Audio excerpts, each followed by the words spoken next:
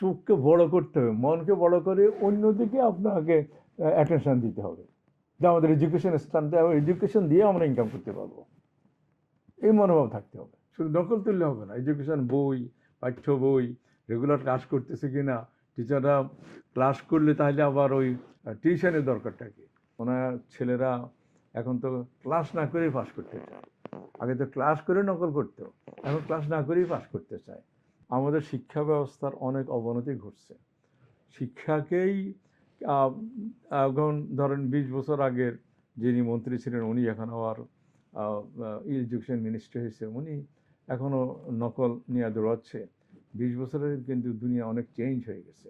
ওনার ছেলেরা এখন তো ক্লাস না করেই পাস করতে চায়। আগে তো ক্লাস করে নকল করতো, এখন ক্লাস না করেই পাস করতে চায়। তো এই জিনিসগুলোকে অ্যাড্রেস করতে হবে। ছেলেরা যেন ক্লাসে ফিরে যায়। পড়াশোনার মান, এক সময় যখন বাংলাদেশ স্বাধীন হয়েছে তখন কটা ইউনিভার্সিটি ছিল, কটা প্রাইভেট ইউনিভার্সিটি ছিল, কটা মেডিকেল কলেজ ছিল। এখন বাংলাদেশ প্রাইভেট ইউনিভার্সিটির সংখ্যাই তো আপনার 100-এর উপরে। পাবলিক ইউনিভার্সিটির সংখ্যা 50-60টা মিনিমাম আছে আমার যদ্দূর মনে পড়ে। এরপর ইউনিভার্সিটি কলেজ আছে বহুবার সরকারিভাবে। তো এগুলোর থেকে এই এই এই জিনিসটাকে আমরা এখন অ্যাড্রেস করতে হবে যে ভালো পড়াশোনা কোথা হয়, ভালো পড়াশোনার দিকে জোর দেওয়া, ভালো টিচারকে ট্রেনিং দেওয়া, এগুলো আমাদের চিন্তা করতে হবে। তাইলে অটোমেটিক্যালি আপনি কেমন নকলের পিছনে না দৌড়ে নকলটা অটোমেটিক উঠে যাবে। তো ওই জিনিসটাকে চিন্তা করতে হবে। না হলে আমাদের, শোনেন, আমাদের প্রতিবেশী একটা বিশাল দেশ, এখানে আমাদের ছেলেপেলেরা পড়াশোনা করতে, সারা ওয়ার্ল্ড ওয়াইড তাদের আইআইটি আছে, সেখান থেকে তারা সারা দুনিয়াতে বড় বড় জায়গাগুলো চাকরি করতেছে, গুগলে চাকরি করতেছে, এখানে ওখানে করতেছে। এরপরে পাকিস্তানেরও তাদের ওয়ার্ল্ড র্যাঙ্কিং ইউনিভার্সিটি আছে। আমাদের দেশে অনেক মেডিকেল কলেজ হয়েছে, সেগুলোতে আবার সাউথ ইস্ট এশিয়ার অনেক দেশ ছেলেমেয়েরা এখানে পড়তে আসে। ওগুলোকে লক্ষ্য করে আমাদের এডুকেশন স্ট্যান্ডার্ড বাড়াতে হবে। দেখেন, অস্ট্রেলিয়া বলেন, কানাডা বলেন, এরা অনেক ছোট দেশ, কিন্তু তাদের পড়াশোনার মান অনেক বেশি। নিউজিল্যান্ড, তার জন্য থার্ড ফোর্থ তাদের রিমিটেন্স বা ইনকাম যেটা, সেটা অনেক এডুকেশন থেকে আসে। আমাদের এই এলাকায় এত জনসাধারণ, পাকিস্তানের 22 কোটি, শ্রীলঙ্কা কত আমার এই মুহূর্তে খেয়াল হইতেছে না, তাই তো, আর ভারতে কত কোটি এটা ভালোই জানেন, অনেক লোক সংখ্যা। আমাদের আছে 17-18 কোটি টাকা। এখন এখানে যদি এডুকেশনটাকে স্ট্যান্ডার্ড দিয়ে নিয়ে যান, এডুকেশনের মধ্যে যদি আপনার নিজেকে অ্যাড্রেস করেন ভালোভাবে, একে স্ট্যান্ডার্ড করতে হবে, ওয়ার্ল্ড স্ট্যান্ডার্ড 2-4টা ইউনিভার্সিটি থাকতে হবে। আমার ছেলে জায়গা দিতে পারবে না, ইন্ডিয়ার থেকে আসবে, ভুটান থেকে আসবে, নেপাল থেকে আসবে, পাকিস্তান থেকে আসবে। পাকিস্তান থেকে অনেক ছেলে মেয়ে আছে এখানে মেডিকেল করতেছে। আবার নকল উঠাবেন, এটা থাকবে, এটা পার্ট। কিন্তু আপনাকে আরও চোখকে বড় করতে হবে, মনকে বড় করে অন্যদিকে আপনাকে অ্যাটেনশন দিতে হবে। যে আমাদের এডুকেশন স্ট্যান্ডার্ড, এডুকেশন দিয়ে আমরা ইনকাম করতে পারবো, এই মনোভাব থাকতে হবে। আমিও আপনার মতো, আপনার সাথে একমত।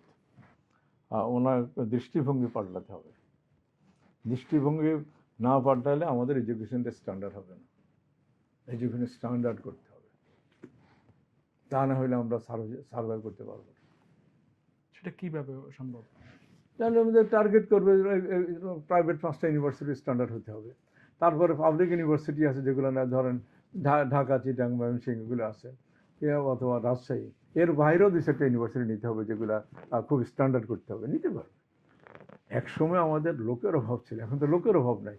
বাইরেতে ট্রেনিং করা আছে, বাইরে পিএইচডি করা আছে, তারা ভালো লেখাপড়া করে, ভালো। এখন কিন্তু লোকগুলোকে রাইট জায়গায় রাইট প্লেসে দিতে হবে। হ্যাঁ, আপনি যদি দলীয়করণ না করে সেখানে একটা ভালো একজন প্রিন্সিপাল দেন গভর্নমেন্ট কলেজে, সে ভালো করে চালাবে। আপনাকে এডুকেশন স্ট্যান্ডার্ড করতে হলে আপনাকে ওইদিকে মনোযোগ দিতে হবে। নকল উঠেছে যেন এটা পার্ট, হ্যাঁ উঠাবেন, এটা ঠিক আছে। সাথে সাথে এডুকেশনটা ঠিকমতো হচ্ছে কিনা, টিচাররা ঠিকমতো ক্লাস করতেছে কিনা। যেমন এখন প্রাইভেট কলেজগুলো সবাই 100% সরকারতে পায়, তদুপরি যখন পরীক্ষা দেয় তখন তারা কিছু ফিস টিস পাইও তাদের পকেটে নিতে পারে। কিন্তু এরা কি রেগুলার ক্লাস করতেছে কলেজ যাইয়া, সেটা তো অধিক হচ্ছে কিনা, এগুলো দেখতে হবে, ঠিক আছে। কিন্তু এখন প্রশ্ন হচ্ছে যে নকলের পিছনে দৌড়ানোটা, এখন কি নকল হয়? গত 16-17 বছর কি নকল হয়েছে নাকি অন্য কিছু হয়েছে? নকল হয় না এই কথা আমি বলতে পারবো না, নকল হয়েছে। তবে এখন যে ডিজিটাল যুগ, নকল উঠানোর অনেক সুযোগ আছে আপনার। আপনি কত পয়সা কতখানে নষ্ট হচ্ছে, আপনার প্রত্যেকটা হলের মধ্যে আপনি ক্যামেরা দিয়ে দেন, আপনি ক্যামেরা দিয়ে দেন, ক্যামেরাতে বসে বসে লোক দেখান যে এখানে কতটা নকল হচ্ছে, সেটা নোট করে আপনি আপনি বোর্ডে পাঠাই দেন, ওদের খাতা ক্যান্সেল করে দিন। হ্যাঁ,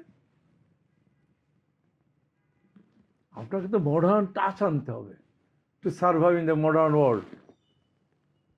হ্যাঁ, এটা করলে তো গোপনীয়তা থাকলো না।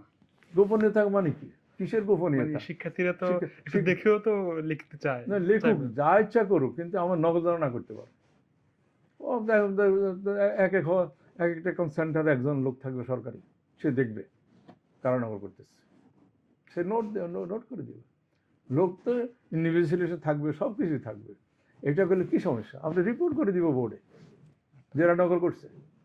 অন্যদিকে যে পাঠ্যপুস্তক নিয়ে তো নানা রকম বিতর্ক ছিলই গত 17-18 বছর। তারা তো 3-4 জন এডুকেশন মিনিস্টার আছে, একজন আসে এক এক পাঠ্যপুস্তক দিচ্ছে, একজন একটা আনছে, কোনোটা বানান ভুল ছিল, ইন্ডিয়া সবগুলো প্রিন্ট করছে। আমাদের এডুকেশন ধ্বংস করার জন্য অনেকেরই হাত ছিল, এবং সেটাকে উদ্ধার করার জন্য চেষ্টা করতে হবে।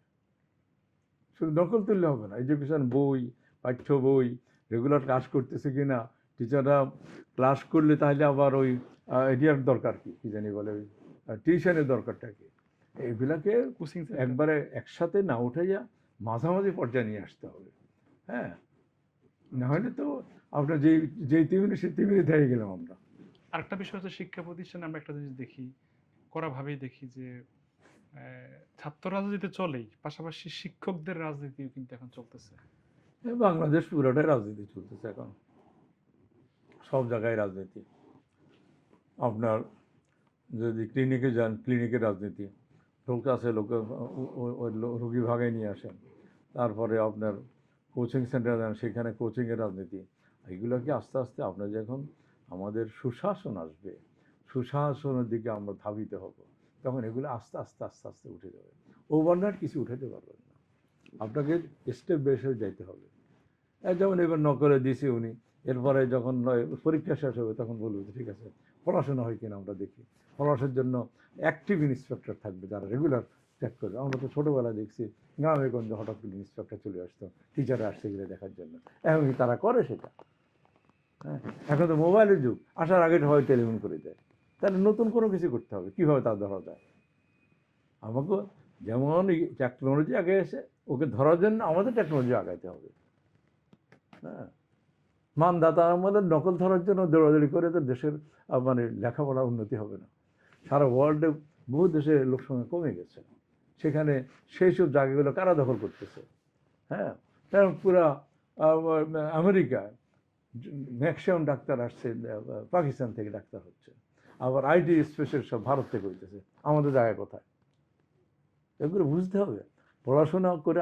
হ্যাঁ, আমাদের লোকগুলো উদ্ভাবনী শক্তি ভালো এবং পরিশ্রম করতে পারে, সেজন্য আফ্রিকা বলেন, আমেরিকা বলেন, বহু নতুন দেশে যাইয়া যায় তারা অনেকেই ব্যবসায়ী হয়েছে।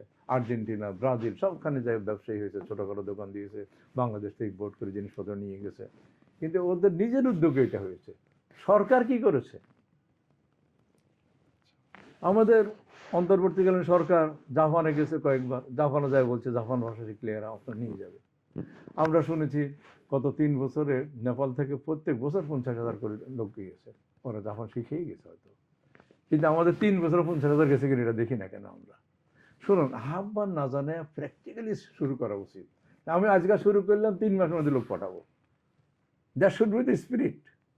আহ্বান জানাবেন, এ করবেন, তোমার অকল ধরবো, তোমার নকল লেখাপড়া করবেন, এগুলো সময় চলে গেছে এখন।